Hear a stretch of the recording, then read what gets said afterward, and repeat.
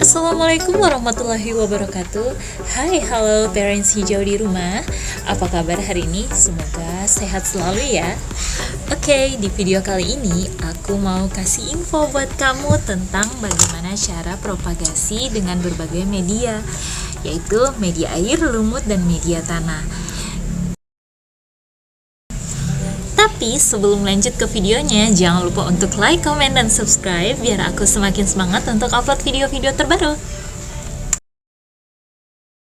Buat parents hijau di rumah yang punya tanaman hias dan udah lebat, udah rimbun, dan ingin memperbanyak, salah satu cara adalah dengan propagasi.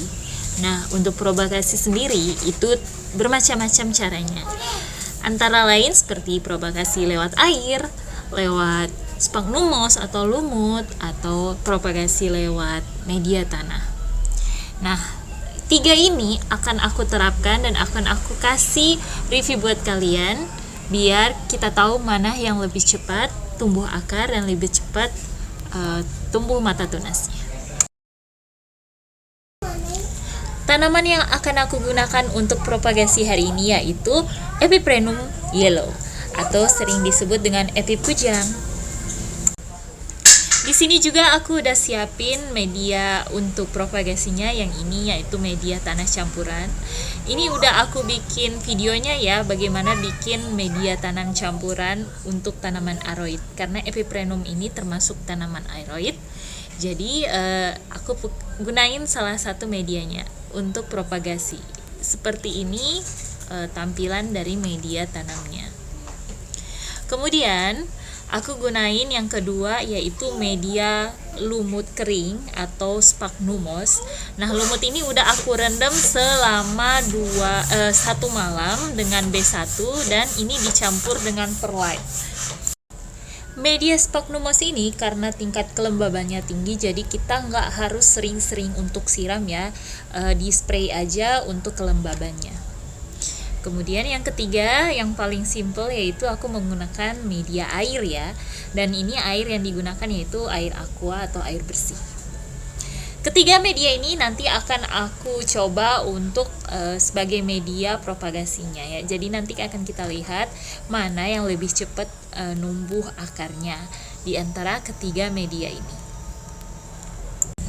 Sebenarnya banyak banget media yang bisa kita gunakan untuk wadah propagasi. Tapi di video kali ini aku hanya menggunakan 3 media untuk propagasi, yaitu air, lumut, dan tanah campuran.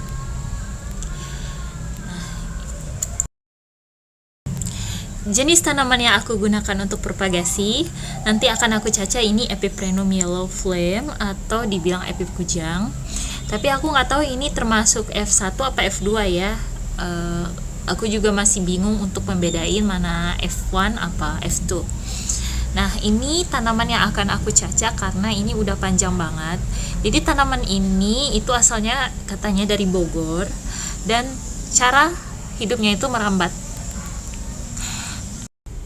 Nanti kita akan cutting di antara akar angin. Ini ada akar anginnya, bisa lihat ya. Jadi udah panjang banget dan aku mau perbanyak. Nah, aku mau cuttingnya di setiap akar angin. Seperti ini akar. Gak apa-apa sekecil ini, nanti akan kita coba tanam, dia akan lebih panjang. Nah, ini akar anginnya ya.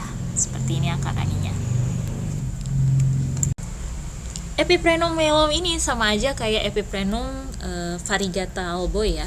Jadi ketika dia besar dia akan pecah, sama. Ini akan pecah, daunnya memanjang.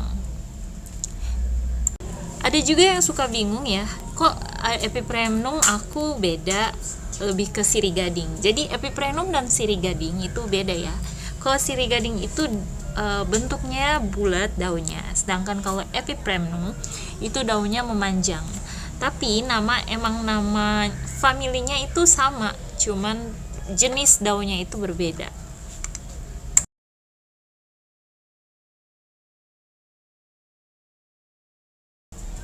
Oke, jadi aku akan mulai cutting.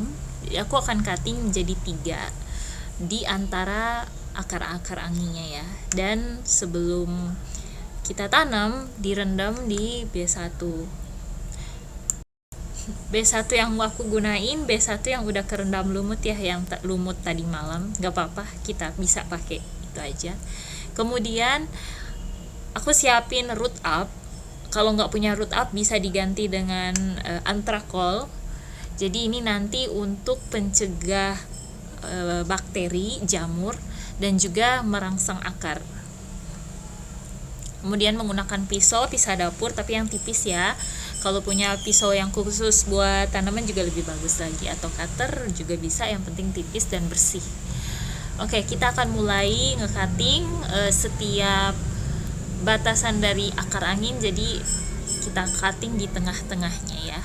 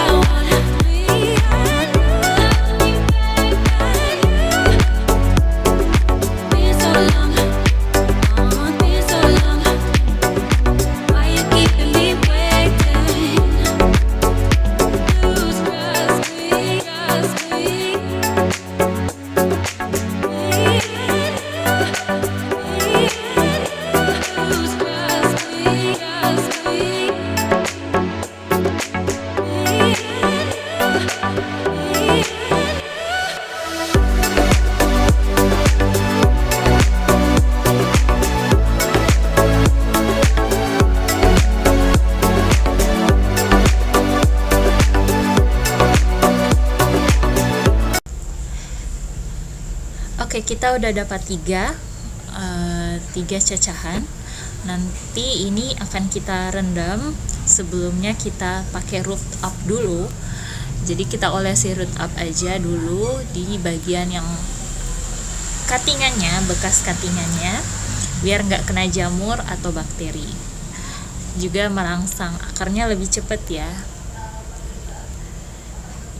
Kalau nggak punya juga bisa gunain betadine ya. Jadi kalau nggak punya root up bisa gunain betadine atau antrakol. Jadi untuk cegah jamur aja biar tidak terjadi pembusukan. Kita taruh di semua sisi bekas-bekas cacahannya.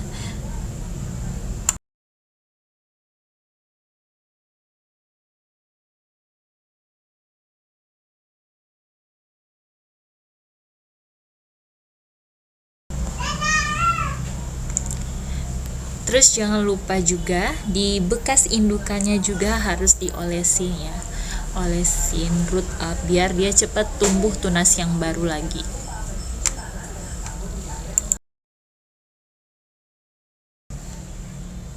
Setelah udah diolesin dengan root up semuanya, ketiga cacahan itu kita rendam di B1 ya. Nah, B1 aku ini kecampur lumut, nggak apa-apa.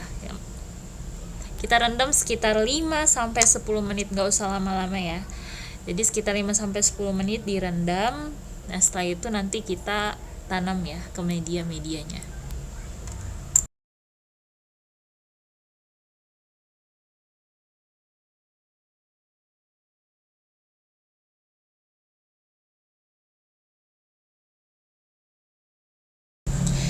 Untuk daun yang pertama ya seperti ini. Nah, aku gunain untuk media tanah campuran. Jadi dimasukin ke tanah ya. Dan jangan lupa untuk siram dengan air ya, biar lembab. Akar anginnya itu ngadepnya ke bawah ya, biar nanti akarnya itu merambat dan tumbuh tunasnya ke atas. Kemudian media kedua aku gunain sphagnum moss atau lumut kering yang dicampur perlite. Nah, ini aku gunain untuk yang akar anginnya udah lumayan panjang. Sebenarnya ketukar sih harusnya yang panjang ini di tanah, tapi nggak apa-apa lah ya, kita akan lihat mana yang lebih cepat tumbuh tunas atau cepat akarnya sehat. Kita taruh di atas permukaan juga. Ingat ya, kalau sphagnum moss atau lumut itu medianya agak lembab, jadi jangan sering-sering disiram. Minimal kita spray aja biar dia tetap lembab dan gak kering. Biasanya kalau tanaman-tanaman tertentu kalau menggunakan lumut itu harus disungkup ya, dibungkus dengan plastik, tapi aku enggak. Aku taruh di tempat yang teduh aja. Dan yang terakhir, aku pucukan, aku gunain media air ya, atau sering disebut water propagation. Ya, aku masukin aja kayak gini. Dan gunain air bersih ya, jangan air kotor. Dan aku tambahin serum biar lebih merangsang juga akarnya. Nggak dipakai juga nggak apa-apa kok. Aku tambahin aja ini 2 tetes saja, nggak usah terlalu banyak karena airnya juga sedikit. Udah kayak gini aja sih. Nah, kita aduk dulu ya. Kayak gini aja, gampang kan? Nah, ketiga ini nanti kita akan tunggu selama 2 minggu apakah berhasil apa enggak.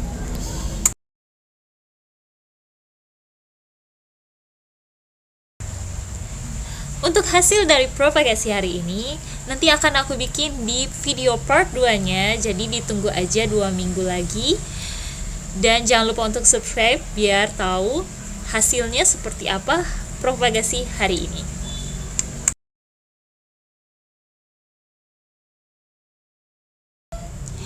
Buat parents hijau di rumah yang mau coba memperbanyak tanaman hiasnya, boleh dicoba dengan cara propagasi kayak aku tadi. Bisa dicoba dengan tanaman-tanaman yang mudah atau tanaman-tanaman yang gak terlalu sulit seperti Philodendron, Scindapsus, atau siri-sirian kayak siri gading, siri marble. Bisa dicoba karena tanaman tipe-tipe ini tingkat keberhasilannya bisa 90 hingga 100%.